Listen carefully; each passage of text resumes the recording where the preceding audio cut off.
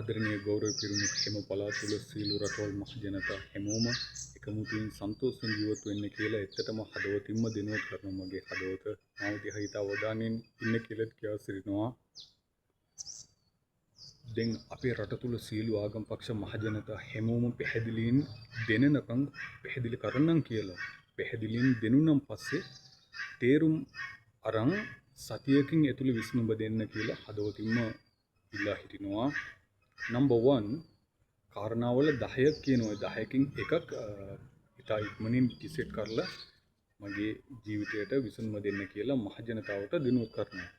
Number 1 මගේ ජීවිතය තුළ හිතන විදිහට නැගිටින්නට බැරි නිසා බැරි හේතුව ඒ වගේම බුද්ධිය වැඩ කරන ප්‍රමාණය අඩු වුණ හේතුව මොකටද? මගේ කිසිම ලොකු වරදවල් නැතුව අධ්‍යාපන ගුරුවරු මාව දෙවනි පන්තියෙන් ෆේල් කරපු නිසා මට උගන්වලා දෙන්න කියලා දෙනුවත් කරනවා. නැත්තම් වන්දිය ඉල්ලනවා කියලා මම පැහැදිලි කරනවා. මහ ජනතා හැමෝම මේකට විසඳුම අරන් දෙන්න කියලා දෙනුවත් කරනවා. නම්බර් 2 වසර ගණනාවක කාලය නාස්ති කරලා මුදල් වියදම් කරලා ආගම ඉගෙන ගන්න ගියා. සමහර ඔහුගේ වෙච්ච වැරදි වැඩවල වල එලිදරව් කරපු නිසානේ මාව පසුදමගෙන ඉන්නේ. මම වියදම් කරපු මුදල් සේරම වන්දිය බලාපොරොත්තු වෙනවා කියලා. ඒ වලට විසඳුම අරන් දෙන්න කියලා මහ ජනතාවට දෙනුවත් කරනවා. සියලු ආගම් පක්ෂ මහ ජනතා හැමෝම මගේ පණටත් වඩා වටිනවා කියලා දෙනුවත් කරනවා. නම්බර් 3 ගොඩාක් රටවලට අත්‍යවශ්‍ය විදිහට වටින ආයතන සංගම් සමාගම් වලට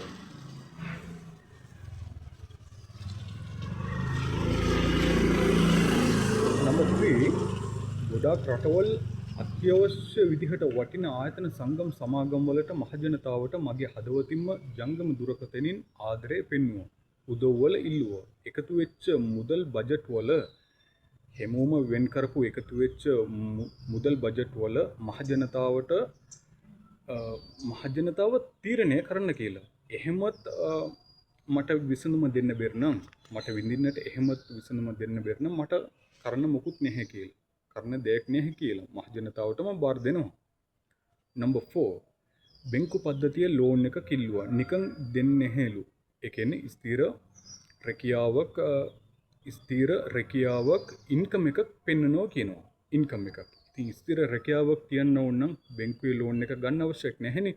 එතකොට මං අහනවා ස්ථීර රැකියාවක් පටන් ගන්නව නම් එහෙම දෙන්නේද කියලා මං බැංකුවකින් අහනවා. මහ ජනතාවට දෙනුවත් කරනවා මම. ඉතින් බැංකුවල ඒක මහ ජනතාවට දෙනුවත් කරන කොහමද? මගේ පේජස් 3 ඉඩම් ඔප්පුව හරි උගස් කියලා මුදල් ගන්නට උත්සාහය කරා. පර්චස් 3කට ඉතින් ගන්න බැහැ කියලා කිව්වා. ඒ කියන්නේ අඩුම තරම් 6කට වැඩි තියෙන්න ඕන කියලා. 3කට ගන්න ඕන නම් ඉතින් වැඩවල වැඩි නගර සභාවේ රෙජිස්ටර් වෙලා ඒ කියන්නේ ගෙවපෝ රෙජිස්ටර් වුණා පස්සේ තමයි පේජස් 3කට දෙනවලු.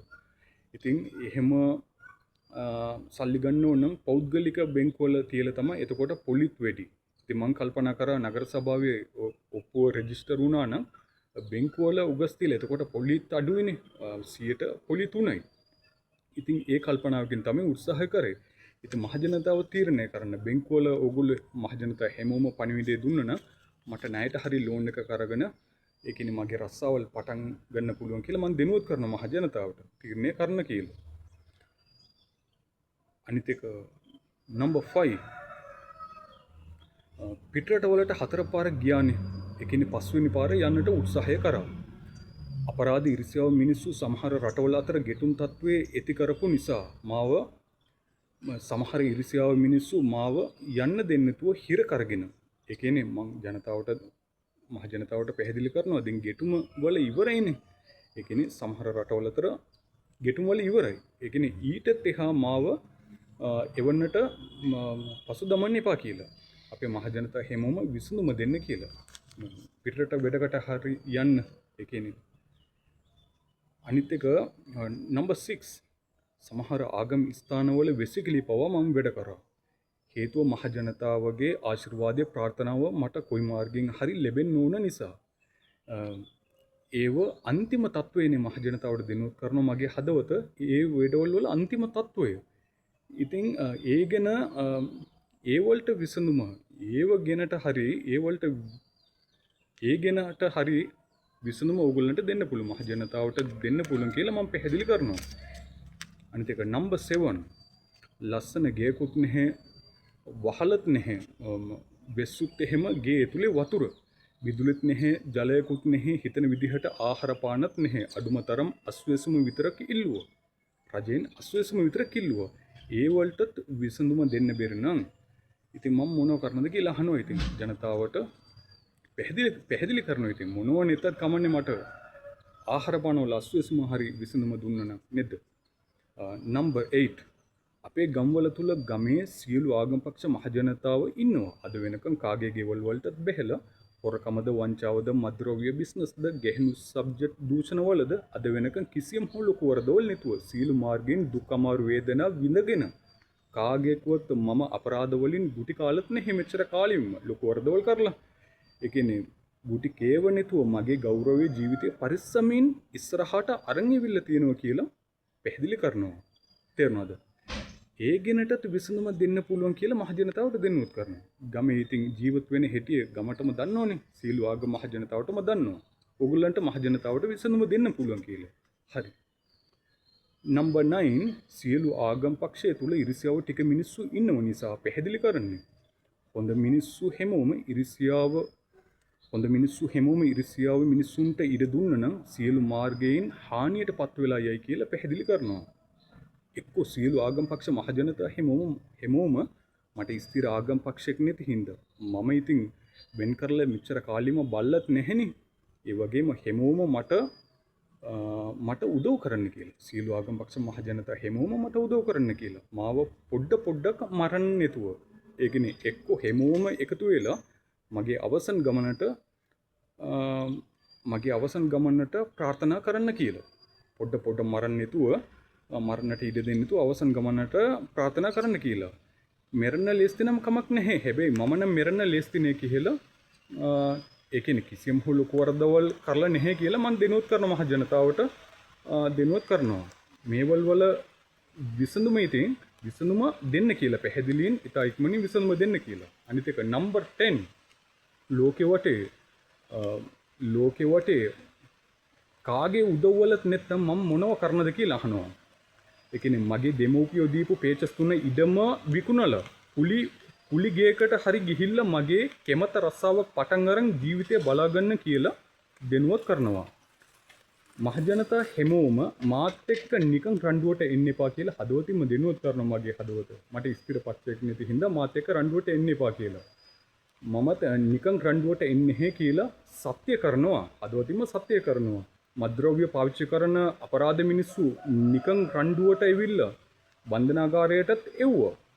ඒ කියන්නේ ඒ දුක වලට තමයි මම පැහැදිලි කරන්නේ. සීල ආරක්ෂක අංශව පොඩ්ඩක්වත් වෙනස නැතුව හදවතින්ම ගරු කරනවා කියලා මම දෙනුවත් කරනවා. හැබැයි මීට පස්සේ සියලු කාරණාවලට පැහැදිලියෙන් විභාගය කරලා විසඳුම දෙන්න කියලා කියා සිටිනවා. සියලු ආරක්ෂක අංශයම මට අත්‍යවශ්‍ය හින්දා මාවත් ඉතා අවධානයෙන් ආදරෙන් බලා ගන්න කියලා හදවතින්ම ඉල්ලා හිටිනවා මගේ හදවත. දැන් ලෝකෙ වටේ මහජනතා හැමෝගෙම අහනවා. මම අන්තිම පාරක ඕගොල්ලන්ගෙන් අහනවා. මොනද රටවලට ඕගොල්ලන්ගේ රටවලට ඇවිල්ලා මොනවා හරි වැඩ කරගෙන ටික කාලය ගෙවන්නට අවසරය ලබා දුන්නා නම් මට මහා සතුටක් කියලා දෙනුවත් කරනවා මගේ හදවත. ඒ කියන්නේ අපේ රට තුලත් හැමෝම රත්තරන් රට තුලත් මේ හිතන විදිහට මට කාත් එක්කවත් ගහගන්න බෑ. මම අහිංසක පුද්ගලෙක්. මම පැහැදිලි කරනවා ඒ ඕගොල්ලන්ගේ රටවලට ඇවිල්ලා මොකරි රස්සාව කරන්න. ඒ කියන්නේ මාස 6 කාල ප්‍රමාණයක් හරි 3ක් හරි අවුරුද්දක් හරි ඉතින් හැමෝම මුළු ලෝකෙම උදව් කරන කියලා මගේ හදවත. ඉතින් මෙච්චර කාලෙම මම කතා කරලා දෙම්මා. දැන් මගේ ජීවිතය තුල සියලු මාර්ගෙම බඩගිනි වල හිතන්න කියලා පැහැදිලි කරනවා. හරි හැමෝගෙම ආශිර්වාදය ප්‍රාර්ථනාව බලාපොරොත්තු ඉන්න නිසා තමයි මම ඉවසගෙන යන්නේ. කාටවත් බෙන්ලා නැහෙනි අද වෙනකන්. කවදාවත් බනින්නේ නැහැ. ඉතින් මාව තාදරින් බලා ගන්න කියලා මගේ හදවත හරි මම අවසන් කරනවා. හරි